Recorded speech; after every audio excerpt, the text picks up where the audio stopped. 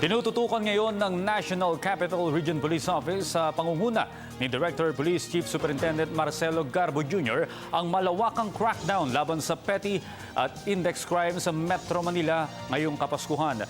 Simula pa lamang ng Burr Month, inatasan na ng NCRPO Director ang lahat ng mga hepe na pulisya sa Metro Manila na dapat umiral ang peace and order at tiyakin na mabibigyang proteksyon ang mamamayan laban sa masasamang elemento na kalaban ng batas.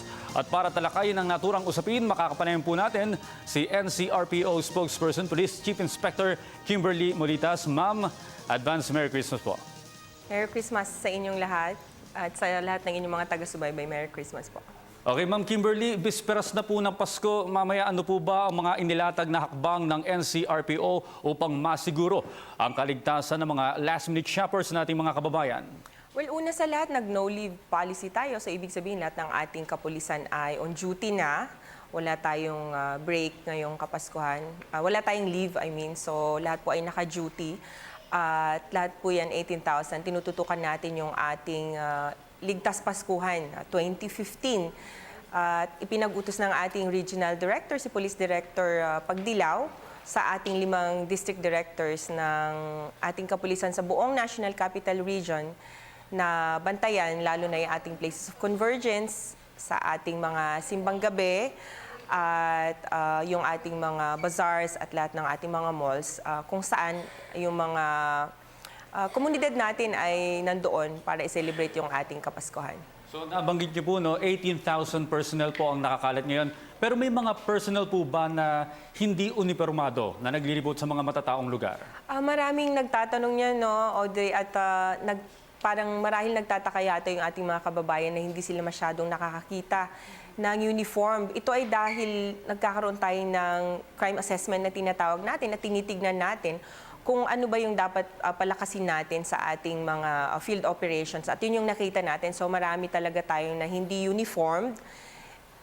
At yan, dahil tinututukan natin yung ating busy streets at mas effective tayo, na mas marami tayong hindi uniformado. Pero nandun pa rin yung ating mga uniform personnel para to do our patrolling naman. Okay, ma'am, meron po bang intelligence report na natatanggap kayo kung may mga grupong nais maghasik ng kaguluhan ngayong bisperas ng Kapaskuhan? Kompleto tayo ng intelligence report. Meron kasi tayong tinatawag na weekly crime assessment doon sa ating rehiyon. Pero wala naman po tayong natatanggap na report din na may mga grupo or certain terrorist activities dito sa ating rehiyon. So natutuwa tayo ibalitain sa ating mga kababayan. Ganun pa man, hindi naman tayo, we're not complacent about it.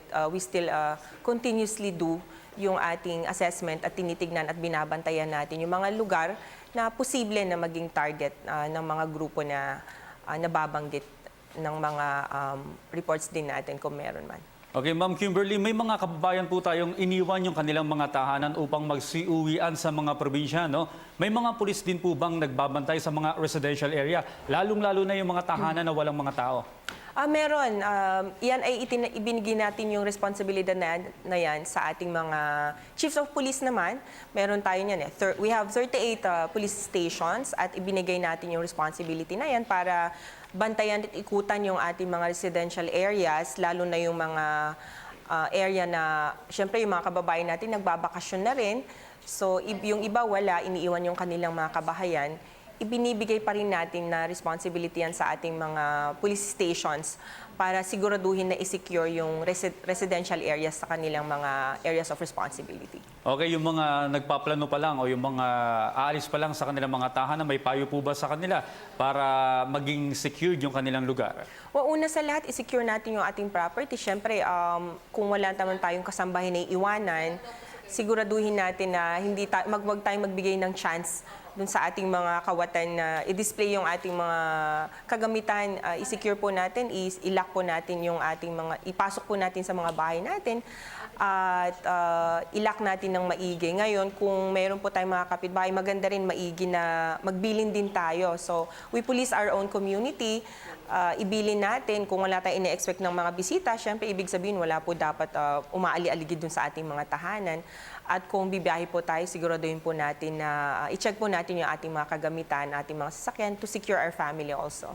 Okay. Hi ma'am, Chief Inspector Molita, si Kirby po ito. Ma'am, matanong ko lamang po, no, nabanggit nyo na po yung mga preparations for the upcoming ito pong Pasko. Ano na po ang ginagawa naman ng PNP sa pagpasok naman po ng bagong taon? Siyempre, alam ko po, tinututukan nyo rin po yung pagbabawal ng pagbebenta ng mga paputok. O Kirby, pagdating dun sa ating offline paputok, yan ay laging concern talaga natin yearly, no?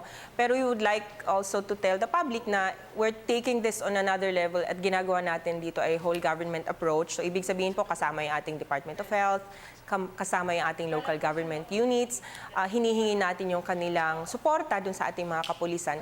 Ipinagbabawal po talaga natin, no, yung paggamit ng ating firecrackers para masigurado na maging secure yung ating families, lalo yung mga bata.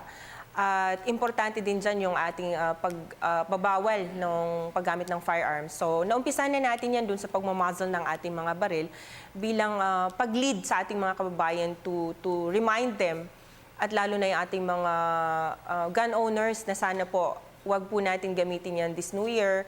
Celebrate po natin yung ating New Year na parang kasama namin kayo mga kapulisan na naka-muzzle din at naka-tape yung inyong mga baril to make sure that everybody is safe this New Year. Okay, ma'am, nabanggit niyo na po yung nozzle, yung taping po ng nozzle ng inyong pong mga baril. Ano po ngayon ang sanction sakasakali po na may lumabag at ang mensahe po ni PNP Chief Marquez dito po? Yes, what the Chief of the Philippine National Police, Police Director General Marquez has specifically announced, no, na outright ipapa-investigate natin at kung malaman natin na talagang indiscriminate firing or illegal discharge of firearm, i-dismiss natin yung ating mga pulis. So yun na rin po yung ating ibinababang order mula sa ating Regional Director ng National Capital Region Police Office, Police Director Pagdilaw, na strictly niyang pinapaalala na ito ay ipatupad ng ating mga district director at kung meron man tayong mga pulis na lumabag o kaya any other law enforcement member ay outright nating ipapaimbestigahan at ipapa-dismiss. Okay, Ma'am Kimberly, bilang panghuli po, mensahe po sa ating mga kababayan ngayong Pasko at Bagong Taon. Pero bukod dyan, yung contact information po ng NCRPO para maabot po kayo kung sakasakaling yung mga kababayan natin ay may nalalaman patungkol sa krimen. Yes, nandyan po yung ating text 2920, nandyan po yung ating patrol 117 at yung ating hotline 0915 888-8181. Ulitin ko po, 0915-888-8181. Okay, again, advance Merry Christmas. Maraming salamat po, NCRPO Police Chief Inspector Kimberly Molitas. Maraming salamat po, ma'am.